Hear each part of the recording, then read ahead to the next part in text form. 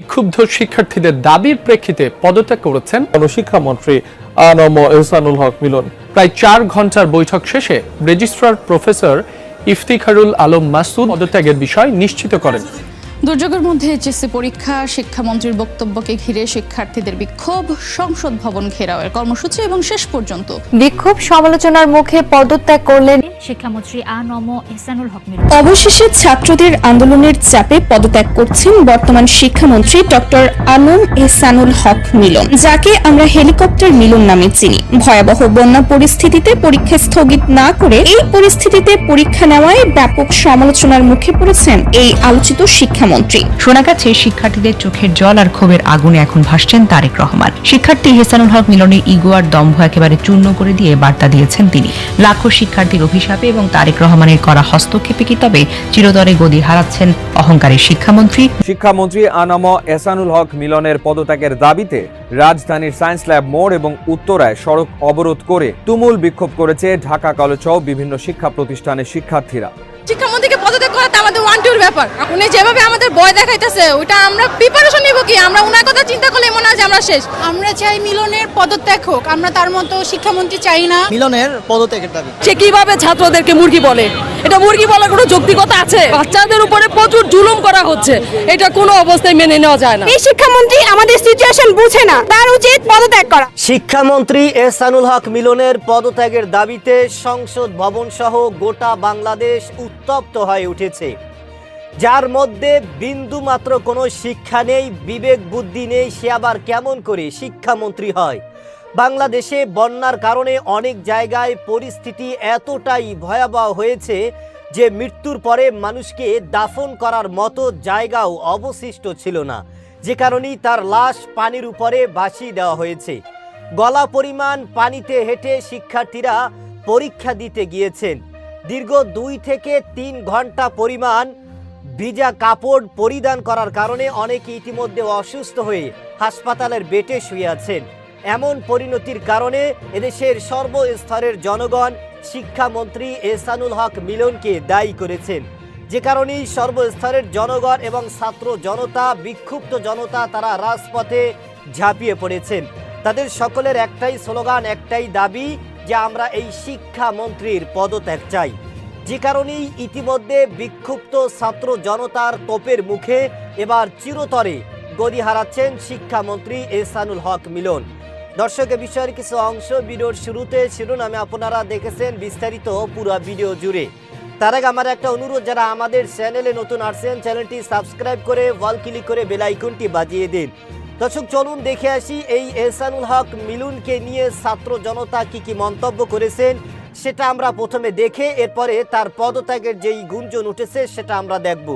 ভিডিওটা অত্যন্ত গুরুত্বপূর্ণ, তাই ধৈর্য ধরে একটি লাইক এবং পুরো ভিডিওটা শেষ পর্যন্ত দেখতে থাকুন। আমাদের একজন শিক্ষামন্ত্রী আমরা পেয়েছি, স্ট্যান্ডবাজিতে উস্তাদ এবং টেন্ডারবাজিতে উস্তাদ। ক্যামেরা স্ট্যান্ডবাজি, পিয়ার স্ট্যান্ড। মানুষ শিক্ষামন্ত্রী সব জায়গায় গিয়ে বলে নকল আর চলবে না। 2026-এর শিক্ষার্থীরা আপনাদেরকে দেখিয়ে দিচ্ছে এই স্ট্যান্ডবাজি আর বাংলাদেশে চলবে না। হাঁটু সমান পানিতে, বুক সমান পানিতে 2026 সালের এইচএসসি পরীক্ষার্থীদের আপনি ডুবিয়ে ডুবিয়ে আপনি পরীক্ষা দিতে বাধ্য করেছেন এবং একটা পরীক্ষার প্রশ্ন আপনি প্রণয়ন করেছেন। আপনি পরীক্ষার প্রশ্নের মধ্যে 2টা সৃজনশীল আপনি ভুল দিয়ে রেখেছেন। শিক্ষামন্ত্রীকে পদত্যাগ করা আমাদের ওয়ান টুর ব্যাপার। উনি যেভাবে আমাদের ভয় দেখাইতেছে ওইটা আমরা প্রিপারেশন নিব কি? আমরা উনার কথা চিন্তা করলে মনে হয় যে আমরা শেষ। উনার মানে সেন্স কিরকম থাকলে উনি এই বন্যার মধ্যে স্টুডেন্টদের পরীক্ষা দিতে পাঠায়? আমি এক্সাম দিতে গিয়ে যদি আমি মারা যাই, এটা আবার কে নিবে? আমাদের এখন মানে শিক্ষা ব্যবস্থা যা পজিশন, উনি এমনভাবে প্রশ্ন হার্ড করতেছে, আমরা যে একটা জিনিস প্রশ্ন দেখে যে বুঝবো, ওই বুঝার মতো কোনো ওয়েই নাই। আমরা বাসা থেকে এত ভালো করে, কালকে অ্যাকাউন্টিং পরীক্ষা ছিল আমাদের, এত মানে বলতে গেলে আমরা খাওয়া ঘুম বাদ করে আমরা খালি মানে ম্যাথই করছি। তো ওইখানে প্রশ্ন দেখে আমরা যে লিটারি কান্না শুরু করছি, যেটা কি প্রশ্ন করছে, একটার মান আছে আর একটার মান নাই, মানে প্রশ্নের কোনো ইয়াই নাই। তো ওনার একটাই কথা আছে, উনি স্ট্যান্ডার্ড করুক, সুন্দরভাবে করুক, এরকম মানে এরকম প্রশ্ন আসলে আমরা চাই না। এই শিক্ষামন্ত্রী আমাদের সিচুয়েশন বুঝে না, তার উচিত পদত্যাগ করা। কারো যদি পিরিয়ডস হয় সেই অবস্থায় কিছু প্যাড ভেজাই অবস্থায় পরীক্ষা দিবে, হাঁটু সমান জল নিয়ে মেয়েরা পরীক্ষা দিতে যাচ্ছে। সাধারণ মানুষ কবর সহ বাইশে যেতেছে, মানুষ মারা যেতেছে, হাজার হাজার মানুষ। আমাকে জান বড় নাকি আগে পরীক্ষা বড়? যে 32% পাস মার্কস লিখে বুটেক্সে চান্স পাইছে এমন কোশ্চেন আমাদেরকে দেওয়া হয়েছে। পরীক্ষার হলে যেসব গার্ড দেওয়া হচ্ছে সেগুলো আমাদের পক্ষে নেওয়া সম্ভব হচ্ছে না। আর শিক্ষামন্ত্রীকে যদি আমরা বলি, তো যেই শিক্ষামন্ত্রী আমাদের সিচুয়েশন বুঝে না, তার উচিত পদত্যাগ করা। বন্যায় সাধারণ মানুষ বাইশে যেতেছে, সাধারণ মানুষ কবর সহ বাইশে যেতেছে, মানুষ মারা যেতেছে, হাজার হাজার মানুষ। তো সবাইকে আগে জান বাঁচাবে নাকি আগে পরীক্ষা দেবো? আমাকে জান বড় নাকি আগে পরীক্ষা বড়? আমাদের শিক্ষামন্ত্রী আমাদের সাথে যেমন বিহেভিয়ার করতেছে যেন আমরা তাদের শত্রু। মানে সিলেবাসের ভিতরে তো কোশ্চেন দিবে, বুয়েট কুয়েট রুয়েট থেকে এটা কেমন প্রশ্ন, এটা আমরা কিভাবে সলভ করব? এমন শিক্ষামন্ত্রী আমাদের দরকার নাই যে আমাদের সিচুয়েশন বুঝে না, যে আমাদের এমন পরীক্ষা নেয় যেটা অ্যাডমিশন লেভেলে কোশ্চেন হয়। এমনকি এমনও হয়েছে যে 32% পাস মার্কস লিখে বুটেক্সে চান্স পাইছে এমন কোশ্চেন আমাদেরকে দেওয়া হয়েছে। দেশ যেখানে বন্যায় বেঁচে যাচ্ছে, কেউ কোনো জায়গায় পরীক্ষা দিতে পারছে না, সেখানে হাঁটু সমান জল নিয়ে মেয়েরা পরীক্ষা দিতে যাচ্ছে। এখন যদি ম্যানহোলের পানিতে স্টুডেন্টরা ভিজে যায়, তারপরে বৃষ্টিতে ভিজে যায়, জ্বর এসে পড়ে, টাইফয়েড হয়ে যায়, আর এর কারণে যদি এখন আমরা ফার্মে মুরগি হয়ে যাই তো হইলাম না। রাজাকারও হতে পারি, আমার ফার্মে মুরগিও হতে পারে। এখন আমাদের যে যা বলে কিছু করার নেই। আমাদের দাবি কেন হয়েছে সেটা হচ্ছে বড় কথা।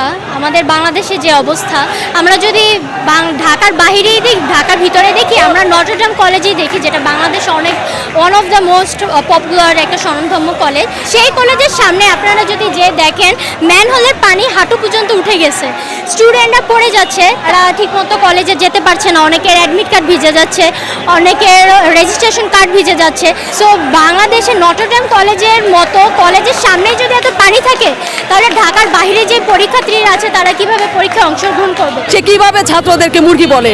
এটা মুরগি বলার কোনো যৌক্তিকতা আছে?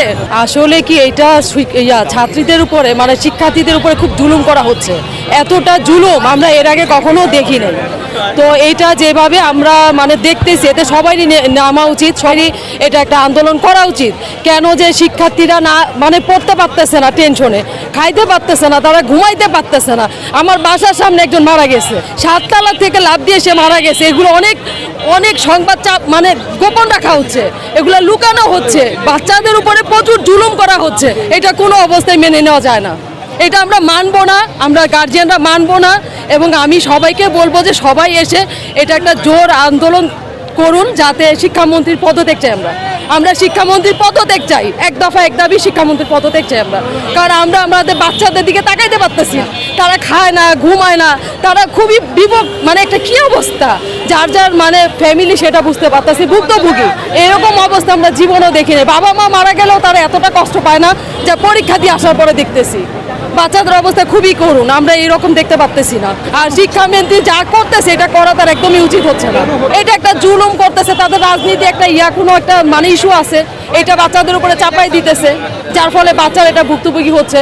না হলে তো এরকম বন্যার মধ্যে পরীক্ষা নেওয়ার কোনো যুক্তি নাই। আপনি দেখেন কোমর পানি, গলা পানি, সেখানে যাইয়া তারা হচ্ছে পরীক্ষা দিতে হচ্ছে। বাচ্চারা অসুস্থ হয়ে যাইতেছে, বাচ্চাদের জ্বর হইতেছে, বাচ্চারা ভুক্তভোগী হইতেছে। এগুলা কারো দেখার কোনো সময় নাই, কেউ এগুলা দেখতেছে না, কেউ এগুলা বলতেছে না। এগুলা তো খুব খারাপ হচ্ছে বাচ্চাদের সাথে। এটা কি কোনো কথা? এটা কি কেউ বলতে পারে?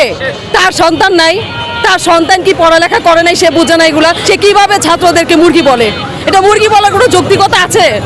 আমি মনে করি সব গার্জিয়ানদের নামা উচিত, এটা নিয়ে আন্দোলন করা উচিত। আসলে এরকম মন্ত্রী আমরা চাই না। বাংলাদেশের শিক্ষার্থীদের পিঠ যখন একেবারে ওয়ালে ঠেকে গিয়েছে, তখন শেষমেশ পরীক্ষার মধ্যেও তারা বাধ্য হয়েছেন রাজপথে নামতে।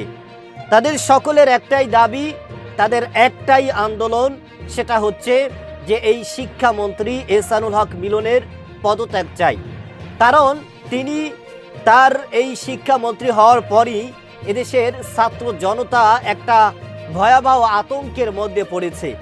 প্রশ্ন এতটাই হার্ড করা হয়েছে, যেই সমস্ত ছাত্রছাত্রীরা A+ পাওয়ার যোগ্যতা রাখে, তারা পরীক্ষায় 5 নাম্বার নিয়েও এখন চিন্তা করতেছে। তাহলে পরীক্ষার প্রশ্নপত্র কতটা হার্ড করা হয়েছে, এ নিয়ে ছাত্রছাত্রীদের মধ্যে দুশ্চিন্তা এবং তাদের খাওয়া দাওয়া, তাদের ঘুম এবং তাদের অভিভাবকরাও ইতিমধ্যে ভয়াবহ টেনশন এবং চিন্তার মধ্যে পড়েছে। শুধু তাই নয়, বাংলাদেশে বন্যার কারণে বাংলাদেশের পরিস্থিতি কতটাই ভয়াবহ হয়েছে সেটা হয়তো আপনারা কিছুটা হলেও আঁচ করতে পেরেছেন।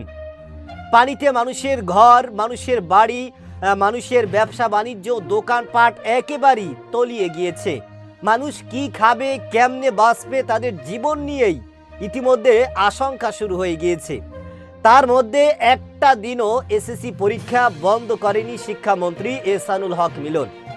তিনি ইতিমধ্যে সংসদে এ বিষয় নিয়ে মুখ খুলেছেন এবং তিনি বলেছেন, আমি সবার সাথে আলোচনা করেছি, সবার সাথে কথা বলেছি, তারা বলেছেন কোনো জায়গায় কোনো সমস্যা নেই। অথচ বাংলাদেশের মানুষ তারা যে কতটা ভয়াবহ বিপদের মধ্যে আছেন সেটা হয়তো শিক্ষামন্ত্রী এহসানুল হক মিলন আজ করতে পারেনি, কারণ তিনি তো এসির মধ্যে থাকেন, এসি বাড়িতে থাকেন, এসি গাড়িতে চলাফেরা করেন। সুতরাং যাদের বাড়িঘর পানির মধ্যে তলিয়ে গিয়েছে, যারা দিনের পরে দিন অনাহারে কাটাচ্ছেন, যাদের পরিবার, যাদের ব্যবসা বাণিজ্য, যাদের সব কিছুই পানির নিচে তলিয়ে গিয়েছেন, তাদের আর্তনাদ, তাদের কষ্ট, এটা শিক্ষামন্ত্রী এহসানুল হক মিলন কি করে বুঝবে? আপনারা জানেন এই কঠিন মুহূর্তে বাংলাদেশের বিরোধী দলের নেতা ডক্টর শফিকুর রহমান তিনি কিন্তু বুক পরিমাণ পানির মধ্যে হেঁটে হেঁটে মানুষের অবস্থা তিনি অবলম্বন করার চেষ্টা করেছেন, যে কারণে এদেশের বাংলাদেশের সর্বস্তরের ছাত্র জনতা এই শিক্ষামন্ত্রী এহসানুল হক মিলনের বিরুদ্ধে রাজপথে ঝাঁপিয়ে পড়েছেন এবং তাদের দাবি এই পরীক্ষা বাতিল করতে হবে এবং পরীক্ষার প্রশ্নপত্র এতটাই হার্ড করা হয়েছে এবং সেই প্রশ্নের মধ্যে অনেক ভুল প্রশ্ন করা হয়েছে, যা নিয়ে সামাজিক যোগাযোগের মাধ্যমে তুমুল আলোচনা এবং সমালোচনার ঝড় উঠেছে। এদিকে শিক্ষামন্ত্রী এহসানুল হক মিলন ছাত্রছাত্রীদেরকে পোল্ট্রি মুরগির সাথে তুলনা করেছেন। তিনি বলেছেন তারা সামান্য বৃষ্টির মধ্যে ভিজে গেলে কি তাদের গায়ে জ্বর আসবে, তারা কি পোল্ট্রি মুরগি? এমন মন্তব্য করার কারণে ইতিমধ্যে কিন্তু গোটা বাংলাদেশ ফুঁসে উঠেছে এবং ছাত্র জনতা, তাদের অভিভাবকরা, সর্বস্তরের জনগণ রাজপথে ঝাঁপিয়ে পড়েছেন। কারণ যেইখানে বন্যায় মানুষের বাড়ি গাড়ি এবং মানুষ কি খাবে এ নিয়ে একেবারে টেনশনে পড়ে গেছে, সেইখানে কিভাবে তারা সুস্থভাবে সুন্দরভাবে পড়াশোনা করে এসএসসি পরীক্ষা দিবে, এটা একজন সাধারণ মানুষের বিবেকেও বাধা সৃষ্টি হয় এবং তারা বুঝে যে এই অবস্থায় কোনোভাবেই পরীক্ষা দেওয়ার কোনো পরিস্থিতি, কোনো পরিবেশই থাকে না। যে কারণেই এবার লেখাপড়া নিয়ে, শিক্ষা নিয়ে বেশি হার্ড করার কারণে শিক্ষামন্ত্রী তার পদ থেকে, তার গদি থেকে তিনি চিরতরে সরে যাচ্ছেন। দর্শক, এই শিক্ষামন্ত্রী এহসানুল হক মিলনের বিষয়ে আপনার কি মতামত সেটা আমাদের কমেন্ট সেকশন অবশ্যই জানাবেন। আজ এ পর্যন্তই। সুস্থ থাকবেন, ভালো থাকবেন। দেখা হবে আগামী কোনো ভিডিওতে, কথা হবে নতুন কোনো বিষয় নিয়ে। সে পর্যন্ত ভালো থাকবেন। খোদা হাফেজ।